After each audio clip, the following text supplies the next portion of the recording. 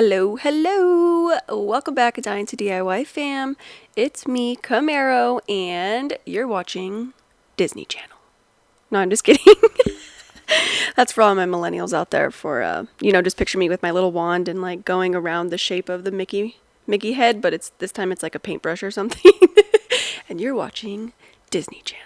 I'm just kidding. You're watching Dying to DIY. So anyways, guys, just kidding. I'm just playing around with you. But I do have some really pretty Easter DIYs to share with you guys. I'm super excited about how these turned out. So proud of them. And I can't wait to share them with you all. So let's jump right to it.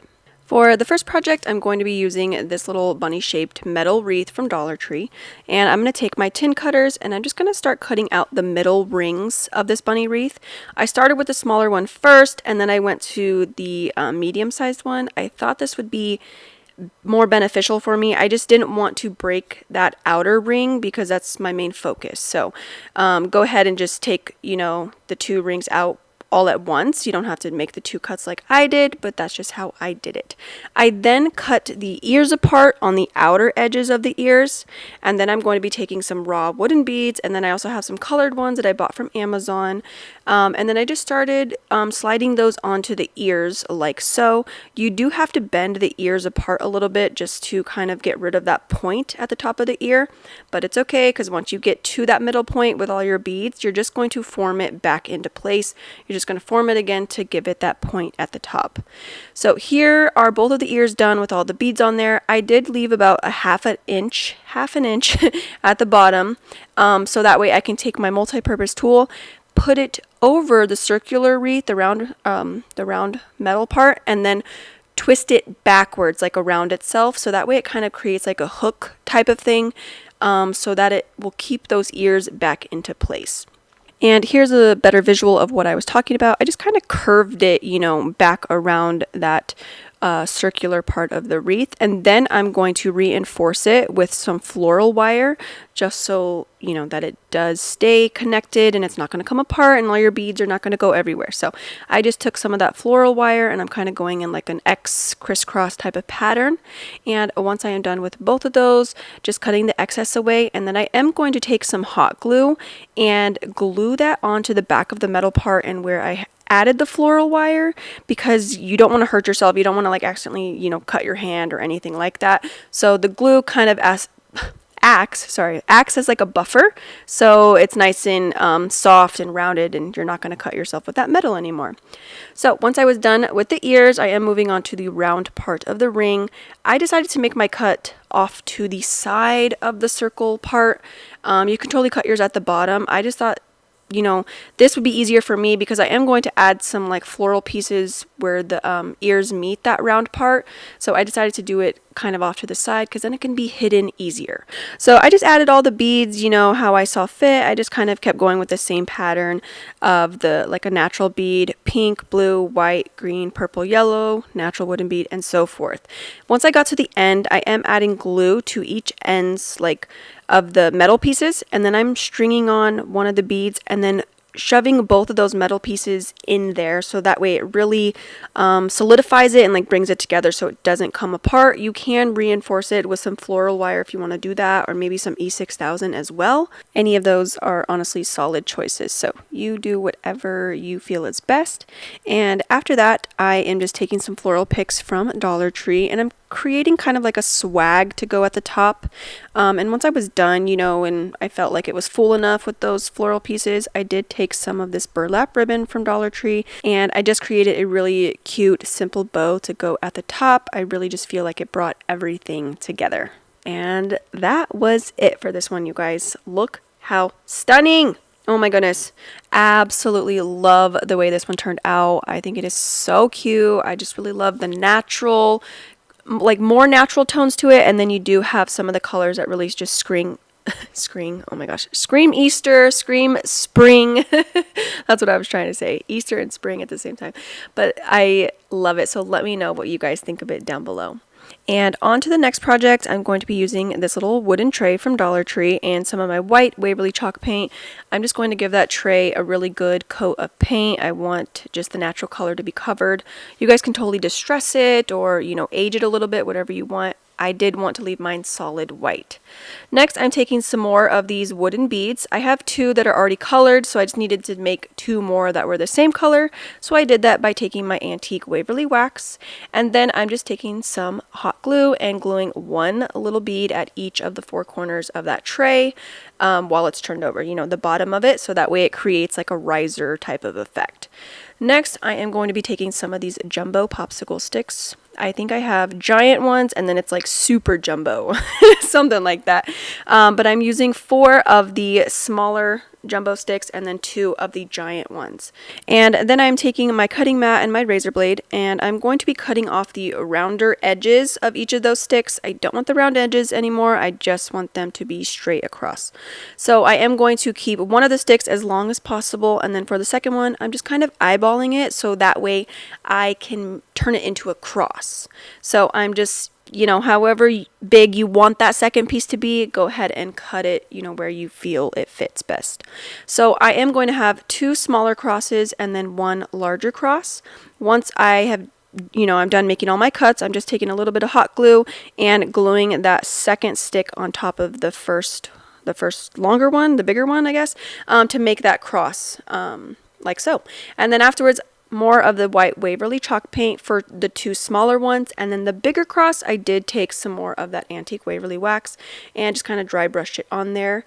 And then I am taking the leftover of the wax, the antique wax, and adding it to the white crosses, and then so forth with the brown cross. Like I'm taking the leftover paint that was on my white paintbrush and just kind of distressing it and, you know, aging them a little bit.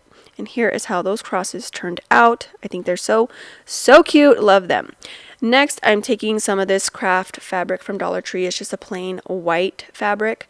And I'm going to make a little cut at the bottom. And then I'm just going to tear it all the way up. After that, I'm going to be fraying the sides a little bit. I definitely want to have... I want to give this a more like worn, tattered type of look, type of feel.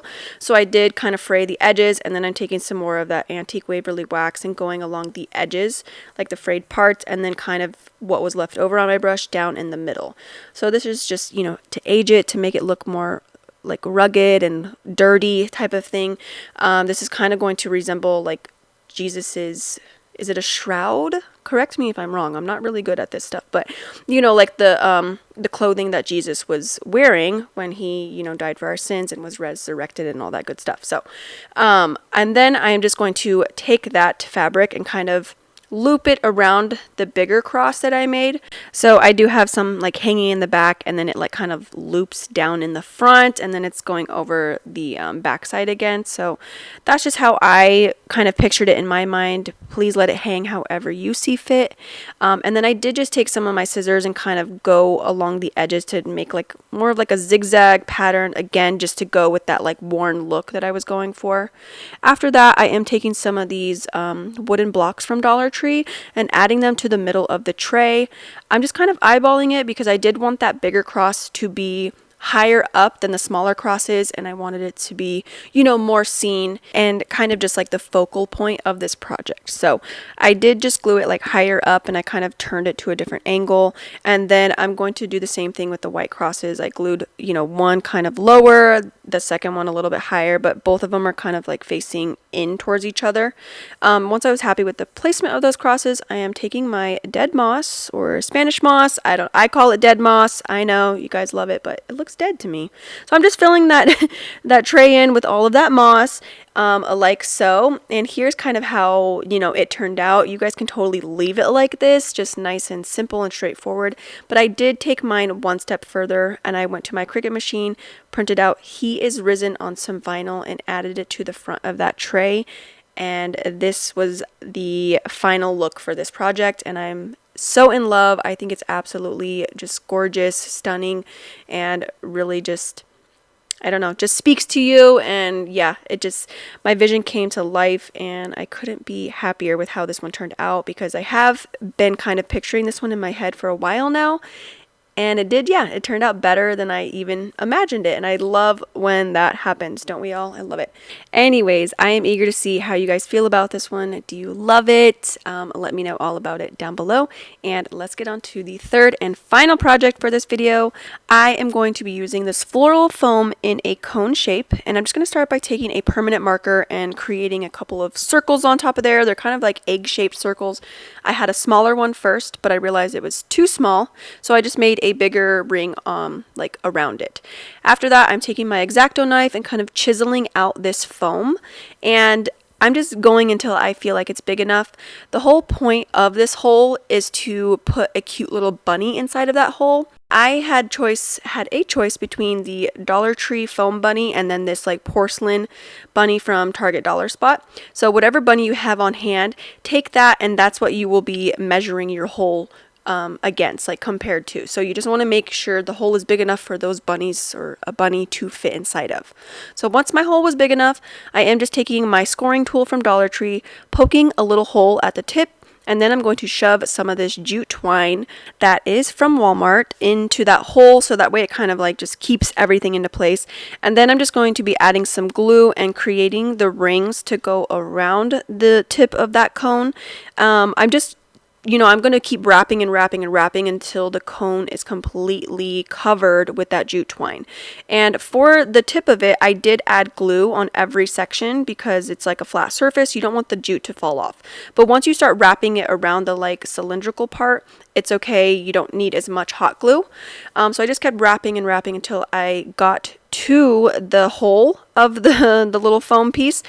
I wanted to show you this part kind of slowed down just because I wanted it to make sense, but I'm adding glue around the hole itself, like around the edge of the hole, and then I'm just wrapping that jute until I come to the edge of the glued area that I did, and I'm going to be adding some more glue and then wrapping, add more glue, wrap until that hole is completely covered.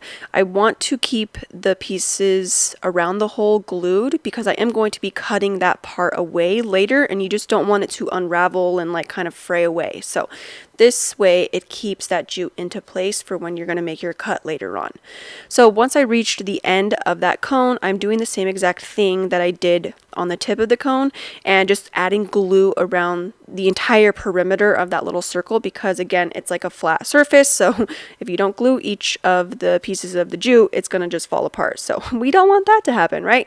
So anyway, glue everything down, and then once you make it to the end, just snip off the excess and kind of take your scoring tool and tuck it right in there. And this is how it will look after you're done with all of those steps. Once you've given your hot glue enough time to solidify, you're going to take an X-Acto knife, and then you're just going to cut away that area where the jute twine is over that hole, because we want to expose the hole again so that way your bunny can fit nicely in there. So take the X-Acto knife, cut the strings away, and then you're going to take some hot glue and glue it to the inside of that hole. And make sure you protect your fingers, the hot glue, you don't want to burn yourself. And then take those finger protectors and just kind of nicely tuck everything down into place. Here is how it's going to look after all of those steps. Now we have that hole that's nicely exposed again. After I was done doing that, I took some of this pumpkin color from Waverly and I'm going to go over that jute. So now it has a more carrot type of look, and this is what I'm going for. I'm making a cute little carrot car for a bunny to drive, right? Super cute. So after it was done being colored, I did take some more of these floral like foam balls from Dollar Tree. Have a smaller one and then a slightly bigger one, and I just cut each of those balls in half so that way I can make a couple of wheels for this little carrot car. I am taking a skewer and I am like skewering those little half circles on there and placing them on the carrot car to see where I need to make my cuts. So I'm just going to cut the skewer as big as it needs to be for each tire to fit like snugly around the larger end of the cone and then the smaller end of the cone. So once I was done making the cuts on the skewers, I did take some black paint from Waverly, I think it's called ink, and then I just colored each of those foam pieces so they look more like wheels now. And then once I gave them time to dry, I'm just taking my hot glue and gluing one of the foam pieces at each end of the skewer, and then I am just gluing those little wheel things into place where they need to be on that little carrot car. So you have the smaller one in the front because it's more tapered and smaller, and then you have the bigger ones towards the back because it's just a little bit bigger. So that way it kind of evens everything out and makes it look, I don't know, it just makes it look a little bit better in my opinion. So my next step was to take some of these boxwood like greenery from Walmart. I just cut a couple of pieces off of there, and then I just shoved them into the back of that carrot just to really add to that carrot look that I was going for. Next, I decided to use the foam bunny from Dollar Tree, so I went over it with a white paint just to kind of get rid of that styrofoam look, and then I took some of my antique Waverly wax to kind of just age it, distress it, give it a little bit more contrast. Once it was done drying, I just took some hot glue, glued it right to the middle of that hole, and then I decided to add a little bit more character to my car by taking a little button and making a little steering wheel. I did take a small piece of the skewer to add it right behind the little button just to add to that steering wheel look. And that was it for this one. This is how it turned out. I think it is so stinking cute. Little carrot car with a bunny driving. He is, I can't, it's so adorable. He is ready to make all of his deliveries. He is on the move, you guys. Anyways, I think it's so cute, and I definitely want to hear what you guys think of it down below. What else would you guys use for the tires? I thought about maybe like a cork or more buttons. I don't know, but I came up with the little styrofoam just for now, but I might change it later on just to add, I want to kind of give it a more like rustic vibe. So if you have any suggestions, let me know down below. But that is all I have for you guys. So thanks for being here. Don't forget to hit that subscribe button, and I'll see you next time.